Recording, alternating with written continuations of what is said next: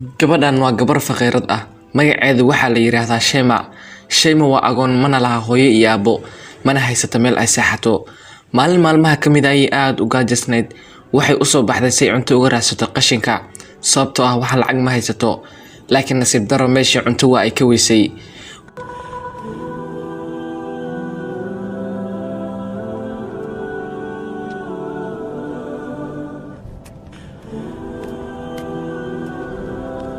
waxay aragtay dukaan la weyn aaday waxayna ku tiri adeer waxaan cuno ma haysaa, waan gaajoonayaa, wax lacagana ma haysto. Ninkii wuxuu ku yiri halkan ka tag, waxaad tahay faqiir, aniguna masaakiinta waxba ma siiyo. Hataadan wajigayga ka hor dhaqaaqin waxaan kugu wacayaa booliska. Waa ay ka soo tagtay iyada oo niyad jabsan, waxayna soo fariisatay wadada. Isla waqtigaas waxaa meesha taagnaa wiil dhalinyaro ah, wuxuuna cunayay sandwich. Ninkii dukaanlaha ayaa gabadhii wuxuu ku dhahay, gabadhan maxay saan uga eg tahay, nolosheeda ay wax ugu qabsan la'san tahay. Yarada ahaa ayaa wuxuu la yaabay gabadhii, waxa uuna ku dhahay, jab sandwich ma rabtaa? Waxay ku dhahday haa. Wuxuu dhulka ugu soo tuuray jabkii sandwich-ka ahaa sida ayda oo kale. Ninkii dukaanlaha ah wuxuu bilaabay inuu ku qoslo gabadhii uuna ku jeesjeeso. Wuxuu ninkii ag taagnaa ku dhahay fiiri siday u cunayso. Gabadhii yareed waxay dareentay xishood iyo yaxyax, madaxeedii ayayna hoos aadisay.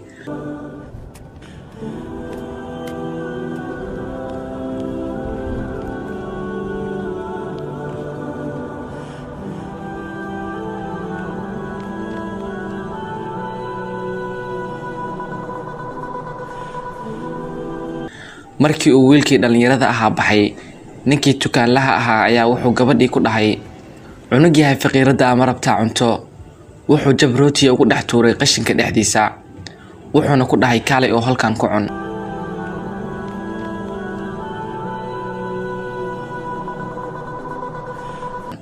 Waa ay soo kacday gaajada haysay awgeed, waa ayna la soo baxday. Isla waqtigaas waxaa meeshii marayay oo arkay gabadhii. nin meesha ku cusub waa uu la yaabay gabadhan cuntada qashinka kala baxaysa. Gabadhii qashinkii ayay kala soo baxday jabkii rootiga ahaa, ay ku ridatay koofiyadeeda. Ninkii ayaa arkay gabadhan oo cuntada qashinka ka baaranaysa. Ninkii dukaanlaha ahaa ayaa soo dhaweeyay ninkii cusbaa. Wuxuu ku dhahay waxaan rabaa inaad iga iibiso cunto. Ninkii gabadhii ayuu aad u fiirinayaa isagoo oo ka murugaysan xaaladda ay ku sugan tahay gabadhan yarka. Markii cuntada la siiyay, ninkii wuxuu cuntada u qaaday gabadhii wuxuuna ku dhahay gabadheedii cuntadan adiga ayaa iska leh. Mar dambe ha cunin cuntooyinka qashinka ku jira. Waxay qaadatay cuntadii waxayna bilowday inay cararto. Ninkii wuxuu u wacay gabadhii wuxuuna ku dhahay kaalay xaggee aadaysaa? Gabadhii ma ayna soo laaban wayna sii carartay. Ninkii wuxuu u soo laabtay ninkii dukaanlaha ahaa wuxuuna ku dhahay, gabadhan waa gabar miskiin ah. Ninkii dukaanlaha wuu qoslay wuxuuna ku dhahay, tan ma miskiina, waa cunug xun, mana rabta inay nafteeda maarayso. Ninkii oohin ayuu isku celinayaa wuxuuna ku dhahay, ilaah ma ka baqdid, waxaad tahay 28 jir, sidee ayaad u adeegsanaysaa waqtigaaga?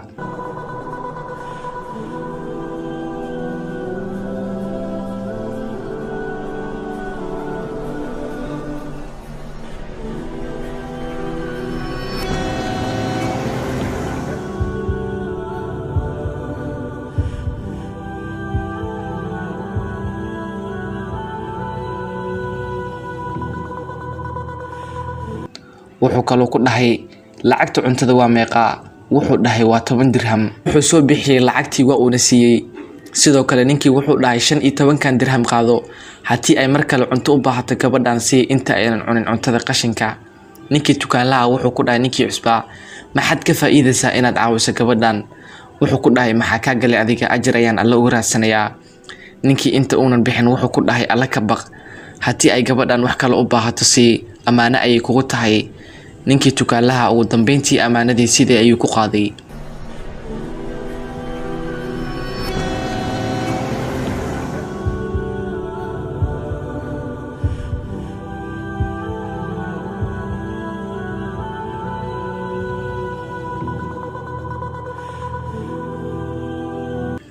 Daawad waxaa laga yaabaa inaad isweydiinayso meeshii gabadhii ay aaday.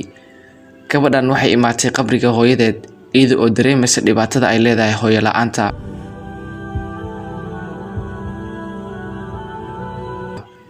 Gabadhan waa ay soo baxday, waxayna u timaaday walaashadka yar si ay u siiso cuntadii ay ninkii ka soo qaadatay.